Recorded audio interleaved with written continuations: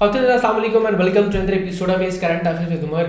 और आज बात करते हैं क्लाइमेट चेंज की और पाकिस्तान की। देखते हैं रिसेंट के पाकिस्तान के ऊपर क्लाइमेट चेंज के क्या क्या कॉन्सिक्वेंसेज आए हैं। इस वक्त पाकिस्तान दुनिया में 5वें नंबर पे है जिसको क्लाइमेट चेंज से ख़तरा है दुनिया में, अगर रैंकिंग के हिसाब से देखा जाए। तो कॉन्सिक्वेंसेज पढ़ते हैं और कुछ पॉलिसी मेजर्स देते हैं कि भाई गवर्नमेंट को और लोगों को स्पेशली क्या करना चाहिए। सबसे पहले तो जो कॉन्सिक्वेंस पाकिस्तान को फेस करना पड़ा वो राइज इन टेम्परेचर जो है वो हुआ है। आईपीसीसी की जो भी रिसेंटली रिपोर्ट आई है उन्होंने कहा कि दुनिया में जो टेम्परेचर है वो 1 डिग्री जो है वो बढ़ा है और बाय 2050 ये 1.5 डिग्री भी हो सकता है।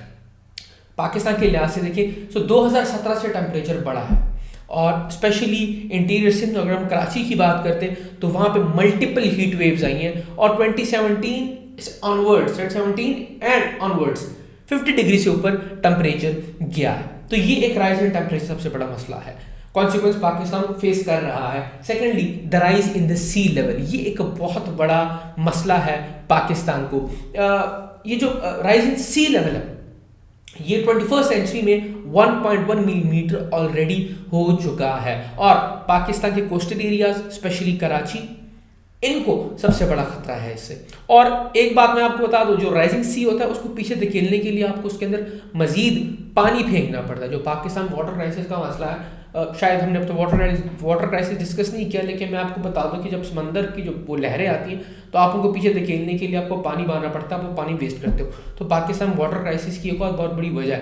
तो ये जो राइजिंग सी लेवल है ये ना सिर्फ उन आबादियों को मसला है, कोई बहुत बड़ा थ्रेट है जो साहिल समंदर के करीब है, बल्कि पाकिस्तान को इन द लॉन्गर रन मजीद वाटर क्राइसिस का भी जो प्रॉब्लम है वो देखना पड़ सकता है। उसके अलावा ग्लेशियर्स जो मेल्ट हो रहे हैं पाकिस्तान में ये बहुत बड़ा मसला है। हिंदू कुश, हिमालय, काराकोरम ये पाकिस्तान में लाई करते हैं और ये जो है मैं आपको बताऊं बहुत ही तेजी से मेल्ट हो रहे हैं। इसकी सबसे बड़ी एग्जांपल क्या, तो रिसेंटली केपी टूरिज्म ने एक रिपोर्ट पब्लिश की और उस रिपोर्ट के हिसाब से जीबी में और केपी में 3000 से ऊपर लेक्स अपेयर हो चुकी हैं ऑलरेडी। अब ये लेक्स कहाँ से आई हैं? 3000 से ऊपर झीलें अचानक आ गई हैं। ये आई है वही जो ग्लेशियर्स मेल्ट हुए हैं और इनमें कैपेसिटी है कि अगर बारिशें कुछ ज़्यादा हो जाए तो ये कभी भी फ्लड की शक्ल इख्तियार कर सकती है और आसपास के जितने भी इलाके हैं उनको तबाह कर सकती है। इसके अलावा requirement for agriculture, requirement of water for Pakistan agriculture वो ऑलरेडी काफ़ी बढ़ चुका है। क्यों? क्योंकि मॉइस्ट कंडीशंस है, evaporation, transpiration, they are directly affected by the heat waves. तो फिर पानी भी ज़्यादा चाहिए होता है। तो आप ये देख लें कि इनडायरेक्टली हम वाटर क्राइसिस की तरफ ही जा रहे हैं, इसमें कोई शक नहीं है।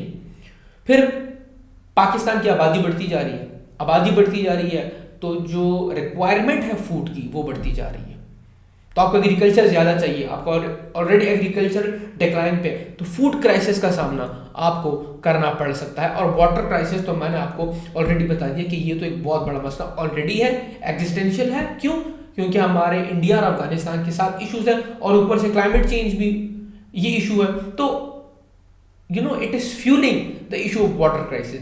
सेकेंडली जो सबसे बड़ा एक क्लाइमेट चेंज का पाकिस्तान के ऊपर कॉन्सिक्वेंस है, जो करंट रिपोर्ट आई है उसमें ये है कि फाइनेंशियल सेक्टर पाकिस्तान का उसको बहुत बड़ा मसला है। जो ग्लोबल क्लाइमेट रिस्क इंडेक्स की रिपोर्ट आई है जो कि 2020 में पब्लिश हुई थी, पाकिस्तान की इकोनॉमी ने $3,793 मिलियन का नुकसान उठाया है क्लाइमेट चेंज के इम्पैक्ट्स की वजह से।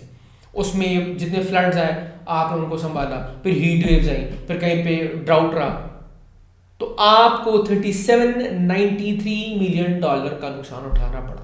तो ये वो कुछ रीसेंट कॉन्सिक्वेंसेस थे पाकिस्तान को क्लाइमेट चेंज की वजह से देखने पड़े ना।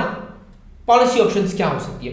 सबसे पहले तो रिन्यूएबल एनर्जी से बिजली जो है वो पैदा करनी चाहिए। हमने सीपैक पे भी पढ़ा था कि भाई पाकिस्तान में सीपैक रिन्यूएबल एनर्जी के ऊपर काफ़ी काम हो रहा है, बट उसको स्पीड अप करना चाहिए। सेकेंडली जो सीमेंट कंपनीज है उनकी पॉलिसी स्ट्रिक्ट होनी चाहिए। सीमेंट कंपनी के बारे में अगर मैं आपको बताऊं, जितनी भी सीमेंट कंपनी होती है वो पहाड़ पे बनी होती है। तो उनका काम क्या होता है, वो पहाड़ की मेजर जगह पे ब्लास्ट करते, वहां से जितने भी क्ले या क्लिंकर है उसको पिकअप करते और सीमेंट बनाते। वो सीमेंट जब बनाते हवा में और पोल्यूशन बढ़ता है, तो उनके ऊपर एक प्रॉपर चेक रखना चाहिए, क्योंकि पहाड़ आपको ग्रीनरी का जरिए है। और जिस तरह पाकिस्तान में सीमेंट कंपनीज 24 घंटे ऑपरेट कर रही हैं और अनलिमिटेड ऑपरेट कर रही हैं, उनके ऊपर चेक एंड बैलेंस होना चाहिए। क्योंकि जिसकी मर्जी होती है वो एक एक फॉर्म लेता है, एक फॉर्म साइन करवाता है, उसको एक परमिशन दे दी जाती है। इन्वेस्टर्स कुछ मिलके सीमेंट कंपनी स्टार्ट करते हैं। ऑलरेडी पाकिस्तान में इतनी अनएम्प्लॉयमेंट है, वो जॉब्स के ऑफर करते हैं, आवाम सारी आती है एंड दे स्टार्टिंग पहाड़ों को उड़ाना शुरू हो जाते हैं। सो एक ये बहुत बड़ा मसला है। सेकेंडली, एग्रीकल्चर से रिलेटेड अगर जेनेटिकली इंजीनियर्ड क्रॉप्स जो हैं उनको बनाया जाए तो वो ज़्यादा बेहतर होगा। उससे क्या होगा, उससे ये होगा कि वो ऐसे क्रॉप्स जो होते हैं वो ड्राउट को, हीट वेव्स को और कम पानी के ऊपर जिंदा रह सकते हैं। अब ठीक है, पाकिस्तान में शायद इसके ऊपर इतना काम नहीं हो रहा, लेकिन हम चाइना से इससे रिलेटेड डेफिनेटली मदद ले सकते हैं। फिर जो हम बात करते हैं हमेशा पोल्यूशन की, सबसे ज़्यादा पोल्यूशन जो पाकिस्तान में क्रिएट हो रही है वो हो रही है बिकॉज ऑफ कार्स।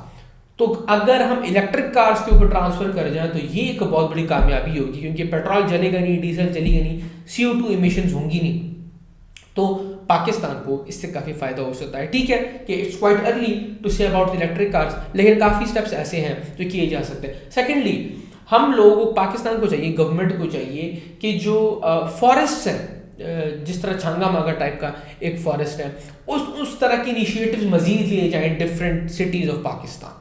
वो पाकिस्तान को काफ़ी हेल्प आउट कर सकता है। तो these were some of the recent consequences, और कुछ ऐसी पॉलिसीज़ हैं जिनके ऊपर गवर्नमेंट भी सोच सकती है और लेनी भी चाहिए, ऐसे स्टेप्स लेनी भी चाहिए। और definitely you people can also highlight them in your papers और any other discussion. If you people have any question, kindly comment में लाजमी पूछेगा। Thank you so much for watching, take care and अल्लाह हाफिज़।